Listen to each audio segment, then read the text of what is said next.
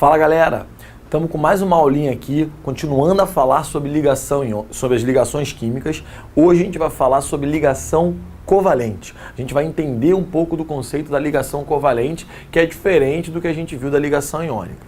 A ligação covalente, ela segue também a regra do octeto e a teoria de valência. A ideia em que o átomo ele tem a necessidade de buscar uma estabilidade na sua configuração eletrônica.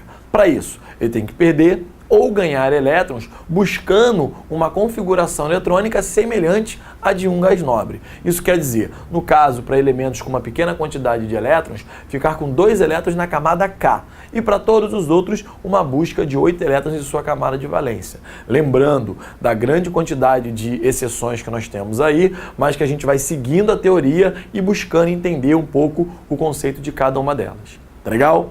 A ligação covalente, ela é um pouquinho diferente da ligação iônica, no sentido que você tem átomos com características mais parecidas. Lá na ligação iônica, você tem elementos com uma grande diferença de eletronegatividade. Átomos que querem um perder e outro ganhar, formando íons de carga oposta. Na ligação covalente, isso não acontece. Na ligação covalente, nós temos átomos com uma eletronegatividade muito próxima, ou até mesmo semelhante, ou até mesmo igual. E o que vai acontecer aí então? Como que a gente tem essa ligação entre esses átomos?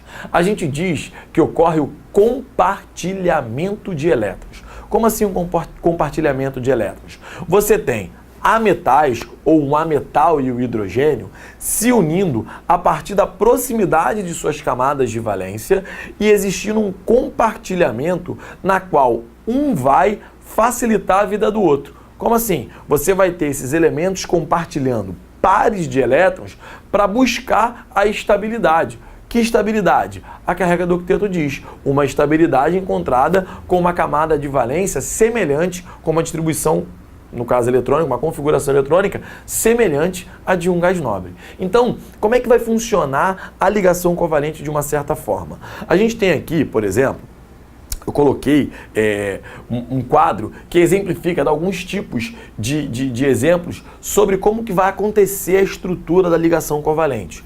Por exemplo, coloquei aqui 2 átomos de cloro. Todos os átomos de cloro têm 7 elétrons na sua camada de valência. Como eles têm 7 elétrons na sua camada de valência, existe a necessidade que esses átomos busquem mais um elétron, para que eles cheguem à estabilidade, seguindo o que a regra do octeto diz. Para isso, 2 átomos semelhantes irão fazer o quê? Irão compartilhar um par de elétrons. Seria como se agora esse átomo e esse átomo, quando contássemos o número de elétrons na camada de valência, nós teríamos um total de 8. Então, por exemplo, esse primeiro átomo que está em preto aqui, tinha somente 7. Com mais esse elétron que agora também faz parte da sua configuração, ele vai ficar com 8 elétrons. Regra do octeto. A mesma coisa em azul. O azul também, que está com seus elétrons representados aqui, tinha somente 7. Quando fica com mais esse elétron que está sendo compartilhado com o outro átomo de cloro, ele chega a 8 elétrons. Então, eu tenho a característica dos elementos emparelharem os elétrons e assim compartilharem. Logo, os 2 estariam estáveis na sua estrutura. Por exemplo, o oxigênio é a mesma coisa. 6 elétrons, então ele precisa de 2. Ele faz o compartilhamento de 2 pares de elétrons. O nitrogênio tem 5, então ele precisa fazer o compartilhamento de 3 para ficar com um total de 8 elétrons na camada de valência. Tanto do nitrogênio de um lado, quanto do nitrogênio do outro, para que eles possam, de alguma forma, chegar a essa estabilidade. O hidrogênio, que é o caso diferente dos outros, como é o caso do hélio, ele vai buscar ficar com 2 elétrons em sua camada de valência. O hidrogênio só tem 1, ele ficando com 2, ele completa a camada K e fica com uma configuração idêntica ao do hélio. Daí ele encontrar estabilidade com apenas 1 elétron. Por isso que o hidrogênio faz apenas um compartilhamento. Esse compartilhamento do único elétron que ele tem, buscando esses pares, buscando esse par especificamente, traz a ele a estabilidade necessária. Essa é chamada de fórmula eletrônica ou fórmula de Lewis. Lewis estudou a estrutura da ligação covalente e colocou essa representação para ser mais didática. É como se a gente estivesse aqui entendendo o que está acontecendo na natureza, entendendo que esses elétrons estão sendo compartilhados, tá legal? Então, a fórmula de Lewis, a fórmula eletrônica, ela traz os elétrons da camada de valência representados ali, e assim mostra como seria esse compartilhamento, esse emparelhamento e esse compartilhamento de elétrons feito por átomos iguais ou diferentes. Então, por exemplo, aqui eu coloco já para átomos diferentes. O oxigênio, 6 elétrons na camada de valência, o carbono, 4 elétrons na camada de valência. O que vai acontecer aqui? Eles precisam compartilhar elétrons para alcançarem 8 elétrons na camada de valência. Para o oxigênio, 2 compartilhamentos é suficiente. Porém, para o carbono, ele precisa de 4 compartilhamentos. Ele só tem 4. Precisa de mais 4 para alcançar essa estabilidade. Como que ele vai fazer isso? O carbono vai necessitar de 2 átomos de oxigênio para fazer esse compartilhamento. Então ele faz 2 ligações covalentes com um átomo e ele faz mais 2 ligações covalentes com outro átomo. Os dois assim ficando com 8 elétrons na sua camada de valência e seguindo a teoria da regra do octeto. Essa ligação covalente pode ser representada na fórmula estrutural ou também na fórmula molecular. A fórmula estrutural é aquela que representa cada ligação covalente feita por um traço. Então, por exemplo, aqui foi feita somente uma ligação covalente, eu tenho um traço indicando essa ligação. Aqui foram feitas 2 ligações covalentes, eu tenho 2 traços indicando as 2 ligações, os 2 compartilhamentos. É como se indicasse que desse lado tem um elétron, desse lado tem outro, e eles estão sendo compartilhados. A mesma coisa aqui no nitrogênio. Elas são chamadas de ligação simples, dupla e tripla, certo? Pela quantidade de átomos, nós colocamos os elementos dentro da fórmula molecular. 2 átomos, Cl2, 2 átomos, O2, N2 e H2. Por exemplo, aqui no caso que eu tenho, são 2 ligações que ocorrem entre o átomo de oxigênio e carbono, 2 ligações entre o átomo de oxigênio e carbono, são 2 ligações duplas. Eu tenho um átomo de carbono e um átomo de oxigênio. Na hora de você fazer a fórmula molecular, uma forma de você organizar os elementos é seguindo a ordem que eles aparecem dentro da própria tabela periódica. A eletronegatividade ajuda muito. A ordem de eletronegatividade, do menos eletronegativo para o mais eletronegativo.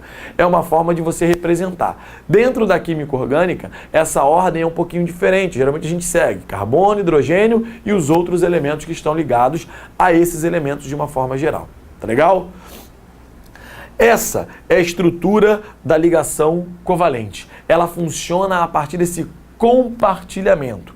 A fórmula eletrônica, a fórmula de Lewis, favorece a gente entender como seria, didaticamente falando, essa ligação. Como aconteceria a ligação entre 2 átomos que têm características semelhantes. São 2 átomos que querem ganhar elétrons. Então ela representa esse compartilhamento a partir do emparelhamento dessas camadas de valência.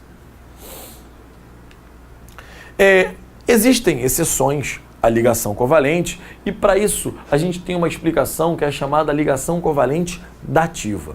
Qual seria a diferença de uma para outra? Dentro da ligação covalente normal, a gente tem a ideia da ligação onde você tem um átomo, outro átomo. Esses 2 átomos estão buscando a estabilidade. Os 2 precisam de elétrons. O que eles fazem? Eles compartilham pares de elétrons. A ligação covalente, ela acontece dessa maneira. Já na ligação covalente dativa, o que a gente vai ter?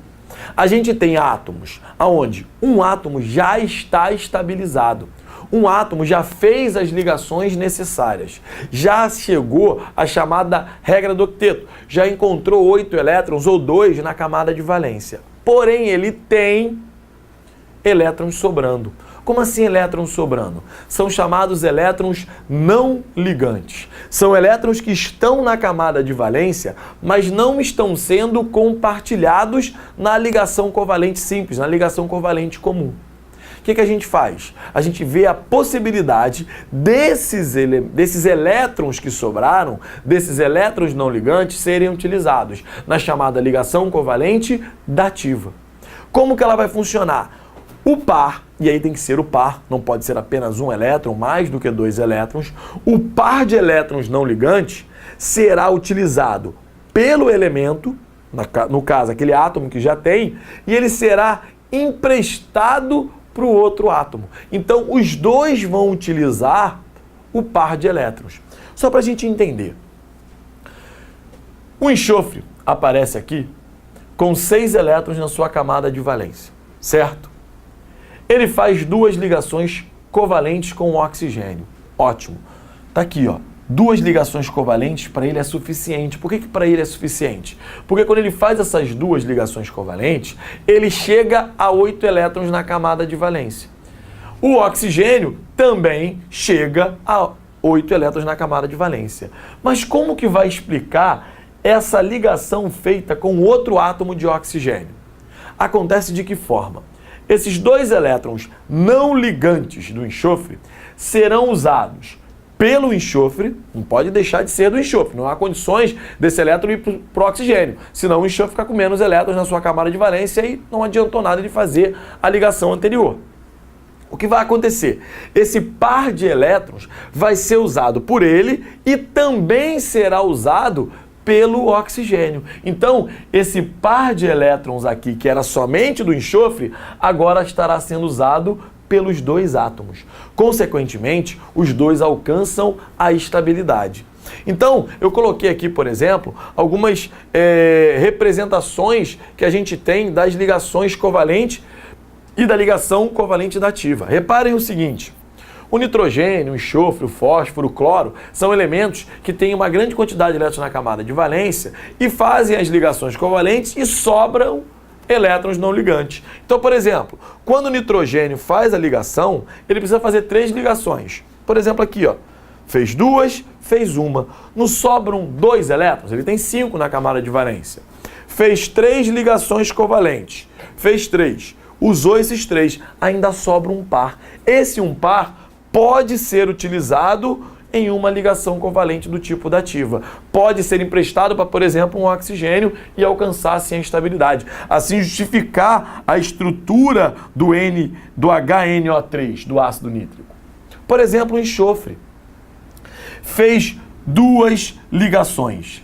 Por que fez 2 ligações? Ele tem 6, ele precisa de mais 2, fez 2 ligações, sobraram 4 elétrons, 2 pares de elétrons não ligantes. Como sobram 4 elétrons, 2 pares de elétrons não ligantes, ele pode fazer 2 ligações dativa. Ele pode emprestar 2 elétrons, sem deixar de usar, sem deixar de ser ele, com outro ligante, justificando, por exemplo, a fórmula do H2SO4 do ácido sulfúrico. Por exemplo, o fósforo, ele faz aqui, ó, 3 ligações, ele também tem 5 na última camada. Fez 3, sobrou aqui um par de elétrons. Quando sobra esse um par de elétrons, ele pode também emprestar, fazer a ligação dativa com o oxigênio, explicando o H3PO4. O cloro é da família 7A. Se ele é da família 7A, ele precisa apenas de um elétron para completar. Então ele vai utilizar somente um elétron da sua camada de valência para fazer a ligação covalente comum, para fazer a ligação covalente simples. Fez a ligação.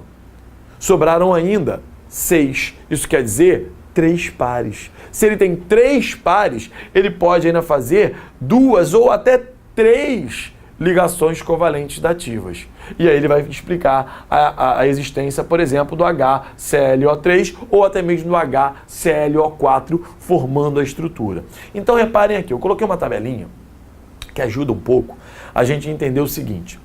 Essas aqui são as famílias dos elementos na tabela periódica. 4A, 5A, 6A, 7A ou 14, 15, 16, 17 dentro dos grupos da tabela periódica. Ligação simples.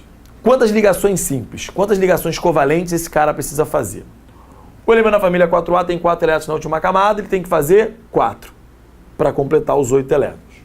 O elemento da família 5A tem 5, precisa fazer 3 para completar os 8 elétrons. O elemento da família 6A tem 6, precisa fazer 2, no caso 2 ligações, para completar os 8 elétrons. E da família 7A tem 7, faz uma ligação, chega à estabilidade. Só que sobram elétrons em alguns casos. Por exemplo, na família 4A só tem 4, não sobra par de elétrons. Ele não pode fazer ligação do tipo dativa. Porém, na família 5A, ele faz 3 ligações, sobram 2. Ele pode fazer uma única ligação dativa. Os elementos da família 6A usam 2 ligações, sobram 4, sobram 2 pares, ele pode fazer 2 dativas. 7A tem 7, faz 1, sobram 3 possibilidades de ligação dativa. Então isso aqui ajuda para a gente entender a ideia de cada elemento, os elementos com as suas estruturas, e aí no caso a camada de valência vai identificar o qual ele tem que fazer.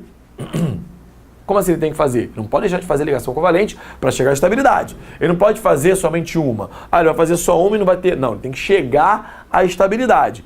Essas ele pode fazer justificando assim a estrutura determinada de algumas substâncias. Onde você tem aqui, por exemplo, o H3PO4. Como é que acontece? Como é que aparece esse elemento aqui se ele já completou a estabilidade? Isso é justificado pela ligação dativa, a ligação coordenada, onde você tem a possibilidade de pegar 2 elétrons que ele não está usando e utilizar numa ligação covalente do tipo dativa. Certo? Beleza. Essas ligações covalentes, seja, no caso, quando acontece o compartilhamento, elas podem ser polar ou apolar. A ligação, quando você tem na ligação iônica, você tem uma parte positiva e uma parte negativa. Existe uma polaridade aí. Você tem o íon positivo, o íon negativo, o cátion e o ânion. Na ligação covalente, como você tem um compartilhamento de elétrons, esses elétrons podem estar mais próximo de um átomo do que do outro. Por que isso acontece? Pela eletronegatividade. Lembra que eu falei da eletronegatividade? Eletronegatividade é aquela capacidade que o átomo tem de trazer o elétron para mais próximo dele. Quando eu tenho 2 átomos que têm uma diferença de eletronegatividade nula, isso quer dizer, o valor de eletronegatividade é igual dos 2 lados, eu digo que essa ligação é uma ligação covalente apolar. Por que ele é apolar? Porque não vão surgir polos. É como se o par de elétrons fosse ficar exatamente no meio. O par de elétrons vai ficar aqui, ó, no meio dos 2. Como o par de elétrons vai ficar no meio, entre os 2 ligantes, eu não tenho um lado mais positivo ou um lado mais negativo. Ele não tem polo. Por isso que essa ligação é conhecida como uma ligação covalente apolar. Porém, quando existe uma diferença de eletronegatividade entre os ligantes, existe uma polaridade na ligação. De um lado, você tem o mais eletronegativo e do outro você tem o menos eletronegativo. Então reparem o seguinte, hidrogênio e flúor. O mais eletronegativo é o flúor. Logo, o que você tem? O lado mais negativo da molécula vai estar aqui, ó, no flúor. Por quê? Porque os elétrons vão estar mais próximos do átomo de flúor, trazendo uma carga parcial negativa e trazendo uma carga parcial positiva para o lado do hidrogênio. Por exemplo, iodo e bromo. O mais eletronegativo é o bromo. Consequentemente, mais proximidade dos elétrons do átomo de bromo, consequentemente, uma carga parcial negativa. Oxigênio e hidrogênio. O oxigênio é mais eletronegativo que o hidrogênio. Consequentemente, os elétrons vão estar mais próximos do hidrogênio. Aparece uma carga parcial negativa aqui, e aí você cria o lado positivo e o lado negativo da ligação. Aqui a mesma coisa, entre flúor e oxigênio, o flúor vai ser o mais eletronegativo, consequentemente os elétrons vão ficar mais próximos dele. Então, a ligação covalente apolar, você tem ligantes com uma eletronegatividade igual. Normalmente átomos iguais, mas você tem átomos diferentes com uma eletronegatividade muito próxima e acaba se fazendo uma ligação covalente apolar. Na ligação covalente polar, eu preciso de átomos com diferença de eletronegatividade. Como existe diferença de eletronegatividade, esses pares de elétrons compartilhados vão estar mais próximos de um átomo ligante. Como eles vão estar mais próximos de um átomo ligante, aparece uma carga parcial negativa aqui, no lado desse átomo que os elétrons estão mais próximos. Do outro lado, aparece uma carga parcial positiva. Então você tem essa diferença entre esses átomos aí. certo? Então, a diferença de eletronegatividade justifica essa polaridade na ligação covalente. Por isso eu ter ligações covalentes polar e ligações covalentes apolar. Beleza? Os compostos formados por ligação iônica são chamados de compostos iônicos, como a gente falou, e os compostos que fazem a ligação covalente são chamados de substâncias moleculares, compostos moleculares. E a gente colocou aqui a diferença entre eles.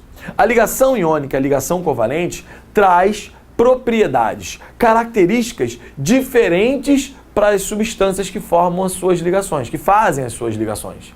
E aí, eu coloquei aqui, listei a principal diferença entre eles. Por exemplo, os compostos iônicos, eles são, na sua maioria, geralmente encontrados na forma sólida. São sólidos cristalinos. Já as substâncias moleculares que fazem ligação covalente são geralmente líquidos ou gasosos, porém que possuem um elevado peso molecular, eles vão ser sólidos. Isso quer dizer o quê? A maioria, líquido e gasoso. Mas quando a massa é muito grande, quando é um átomo, uma estrutura com uma grande quantidade de átomos formadores da estrutura, eles são encontrados na forma sólida, como é o caso do açúcar. O açúcar, a glicose, ele tem uma molécula muito grande e ele faz ligação covalente, ele é encontrado na forma sólida.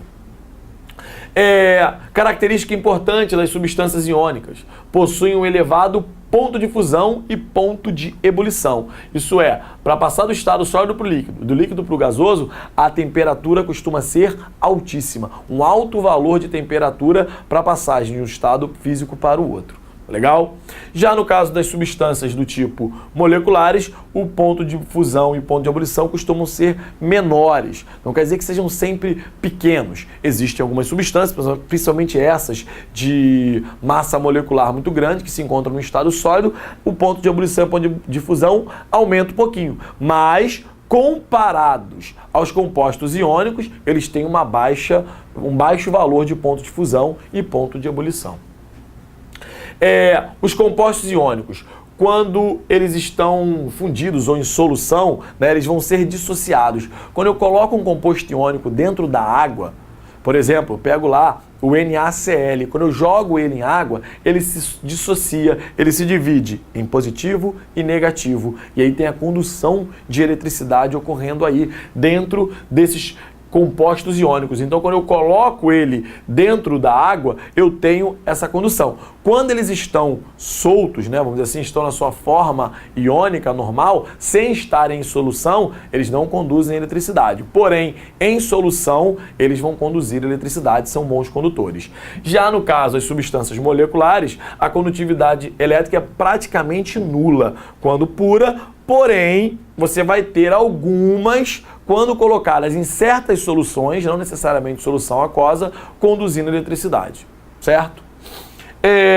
Uma característica diferente aqui para os compostos iônicos é que eles são geralmente solúveis em solventes polares. Isso é legal a gente falar depois, é legal a gente falar agora, que é essa questão. Os iônicos, eles têm essa característica de ser positivo e negativo. Então eles serão solubilizados em solventes polares, onde você tem o positivo e o negativo, facilitando a solubilidade dessas substâncias. Legal? Então, o composto iônico e o composto covalente, né, no caso chamados de compostos moleculares, eles têm propriedades diferentes. A ligação iônica e a ligação covalente formam substâncias com propriedades, com características diferentes, e é legal a gente perceber essa diferença de uma substância para outra. Tá legal?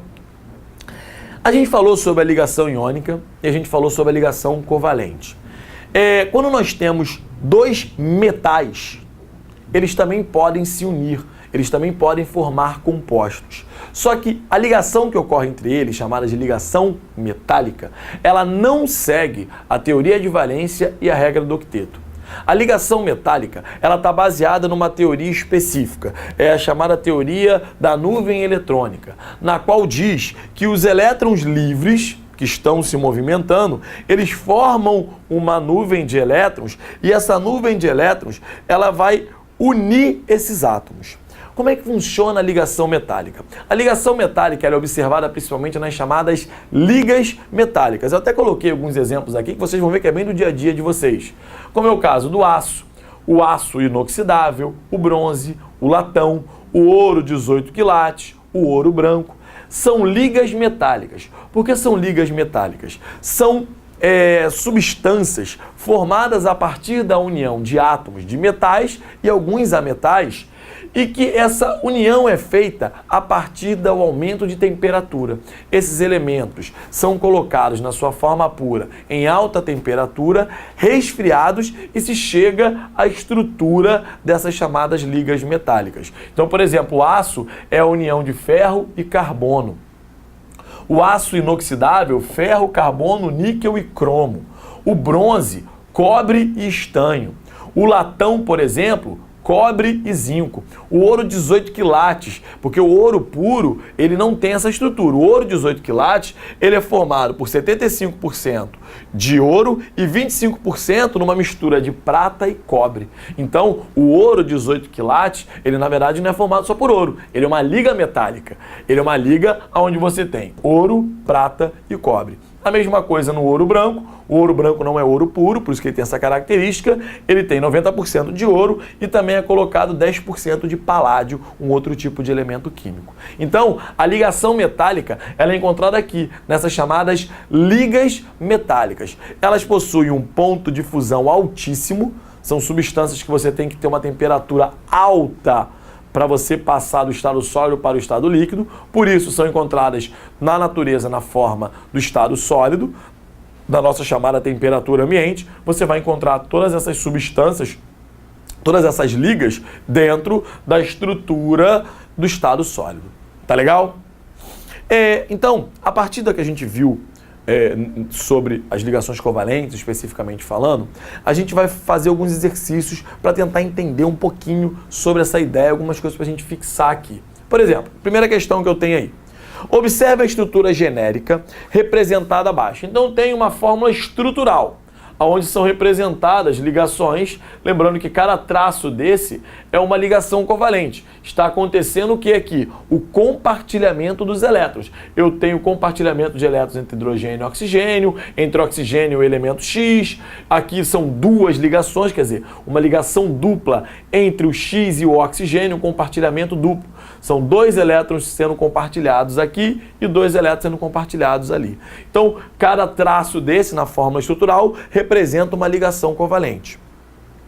Para que o composto esteja corretamente representado, de acordo com as ligações químicas indicadas na estrutura, X deverá ser substituído pelo seguinte elemento. Reparem o seguinte, X está fazendo quantas ligações aqui? X está fazendo 4 ligações. Se ele está fazendo 4 ligações, eu preciso de um elemento que faça 4 ligações covalentes.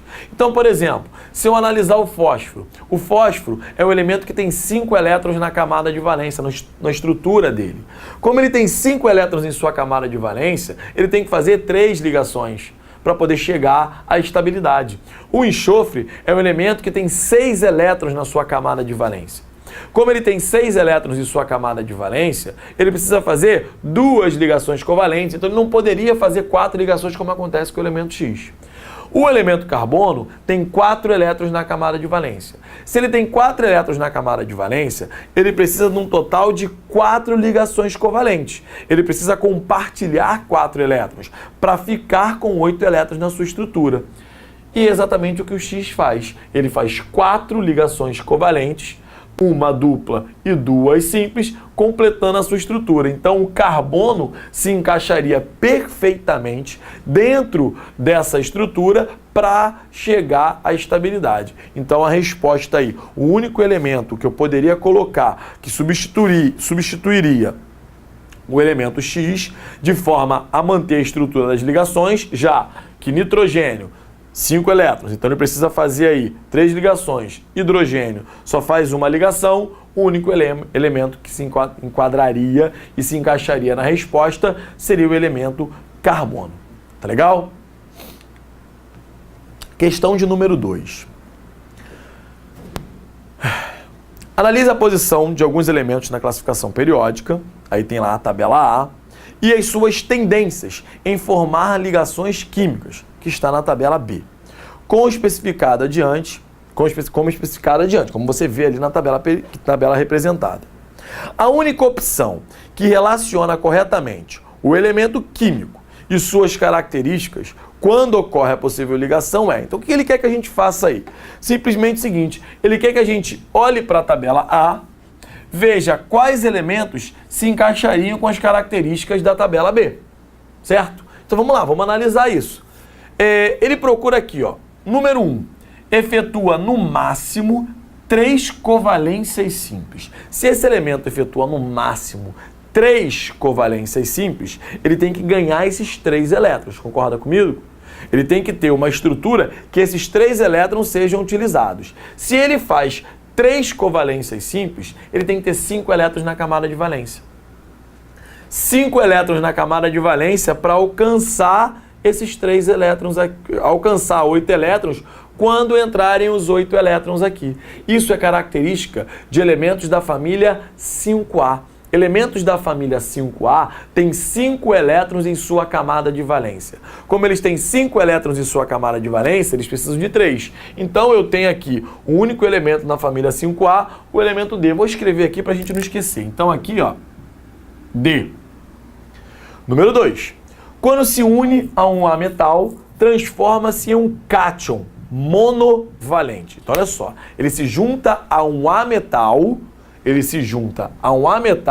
formando um cátion monovalente. Gente, se ele se junta a um A metal e forma um cátion, ele tem que ser metal. É a ligação iônica. A metal com metal formando um cátion, já que o A metal vai formar um ânion. Ele, para formar cátion, tem que ser metal. A única família de elementos metais aqui seria a 8B e a 1A. Como ele forma um cátion monovalente, família 1A do terceiro período, então eu tenho aqui o elemento de letra F. Vamos lá. 3. É capaz de formar até 3 covalências dativas. Então reparem o seguinte, se ele forma 3 covalências dativas, tem que sobrar 6 elétrons. Por que tem que sobrar 6 elétrons? Para ele poder ter 3 pares e emprestar esses 3 pares, sendo que ele já completou aqui. Se ele já completou aqui, quantos elétrons ele tem na camada de valência? 7. Ele tem que ter 7 elétrons. Fez a sua ligação covalente normal, sobraram 6, ele pode fazer 3 covalentes dativas. Então, para ele fazer 3 covalentes dativas, ele tem que ter 7 na última camada. Isso é característica dos halogênios, elementos da família 7A. Se é característica dos halogênios, família 7A, são os elementos aqui, ó. Tá o elemento representado pela letra A. Número 4. Ao se combinar com 2 átomos de hidrogênio, ainda apresenta 2 pares de elétrons disponíveis. Então, vamos lá. Ele se junta a 2 átomos de hidrogênio. O hidrogênio só faz uma ligação. Então, eu tenho 2 elétrons sendo compartilhados. Um com um hidrogênio, outro com outro hidrogênio, certo? Foi feito esse compartilhamento aqui. Ele diz que ainda apresenta 2 pares. Se ele fez 2 ligações aqui, certo? 2 ligações covalentes, uma com 4 hidrogênio. E ainda tem mais 2 pares, ele tem no total 6 elétrons na sua camada de valência. Característica dos calcogênios, elementos que se encontram na família 6A. Se eu tenho elementos da família 6A, tá aqui, ó, C. Então, 1D, 2F, 3A, 4C. Dessa forma, a única opção que eu tenho, 1D, 2F, 3A e 4C, tá aqui, ó, na letra E. 1D, 2F, 3A, 4C, bateu a opção das respostas que eu estava procurando. Tá legal? Gente, com isso a gente encerra mais uma parte das aulas relacionadas à ligação química. Nessa aula a gente falou sobre as ligações covalentes, sobre a ligação covalente dativa, sobre a estrutura do composto iônico comparado ao composto covalente, sobre as ligações covalentes que podem ser polar ou apolar, e também entendemos um pouquinho sobre ligação metálica, sobre as chamadas ligas metálicas. Legal? Na próxima aula a gente vai continuar falando mais um pouquinho sobre ligações e vamos entender um pouco mais sobre a ideia da estrutura das moléculas formadas pelas ligações covalentes. Então, assista a próxima aula aí. Um abraço!